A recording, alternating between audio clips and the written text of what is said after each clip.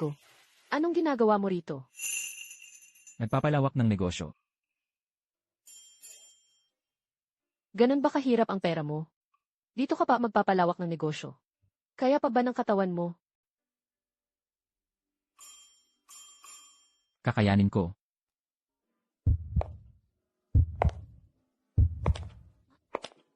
Hindi, may gagawin ako. Ikaw na lang mag-enjoy sa pagpapalawak mo.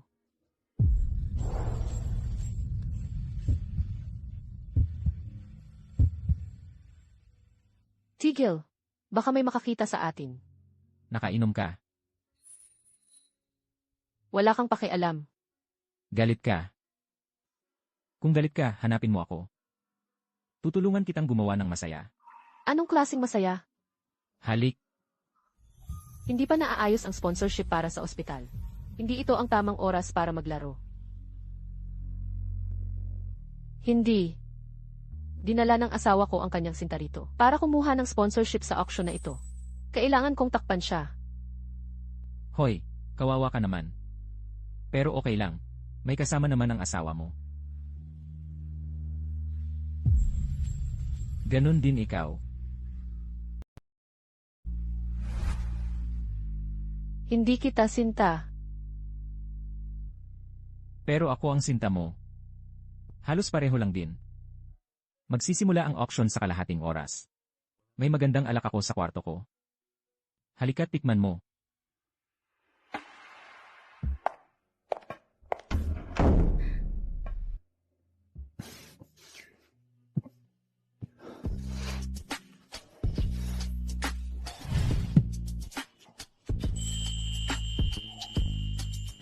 Nasaan ang alak?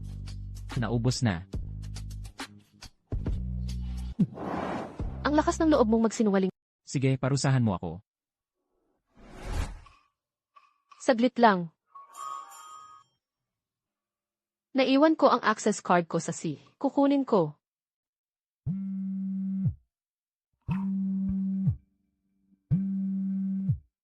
Sofia Reyes, nasaan ka? Pumunta ka rito at humingi ka ng tawad kay Chloe ngayon din. Abala siya. Sino ito? Nasaan si Sofia? Hoy! Anong lakas ng loob mong magdala ng ibang lalaki sa party? Sofia Reyes, ganoon ka na ba kadesperada? Malalaman ko kung sino ang sumasagot sa telepono mo. Mahal, teka. Mahal, saan ka pupunta? Mahal, hintayin mo ako. Nagtago sa private room kasama ang isang lalaki, Sofia Reyes, talagang pinagbuti mo. Malalaman ko kung sino ang lalaking ito na nakikipagkita ka. Ito ba ang lalaking palihim mong nakakasama nitong mga nakaraang araw?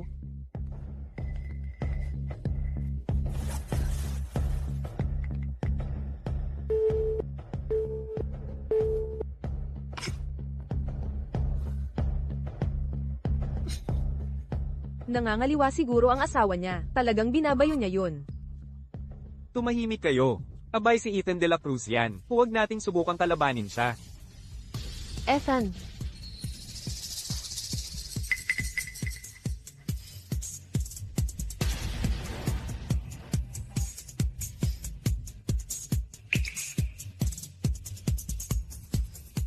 huwag. Nasa labas si Ethan. Hindi siya makakapasok. Tumigil ka. Wala nang oras. Buksan mo, Sofia Reyes. Alam kong nandyan ka.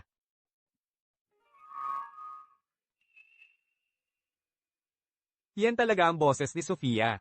Posible kaya? Mali na naman ba ako?